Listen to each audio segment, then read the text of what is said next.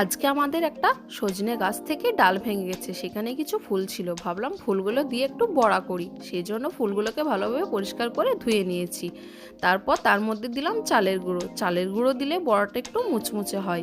তার মধ্যে দিলাম বেসন, লবণ, হলুদ গুঁড়ো, লঙ্কা গুঁড়ো, কুচানো পেঁয়াজ, লঙ্কা আর ধনেপাতা, আর উপর থেকে একটু পোস্ত দিলাম টেস্টটা আরও বাড়ানোর জন্য। দিয়ে ভালোভাবে এটাকে মাখিয়ে নিতে হবে। মাখিয়ে নিয়ে কিছুক্ষণ রেখে দিতে হবে, তাহলে ভিতরটা একটু সফট হয়। কড়াইয়ে তেল দিয়ে ভালোভাবে বড়াগুলোকে ভেজে নিব। দেখো কত সুন্দর আমি ছোট ছোট করে ভেজে নিচ্ছি। এটা গরম গরম ভাতের সঙ্গে তোমরা খাবে, খুবই ভালো লাগবে। সজনে ফুল বলে নাকি শরীরের পক্ষে খুব ভালো খাওয়া।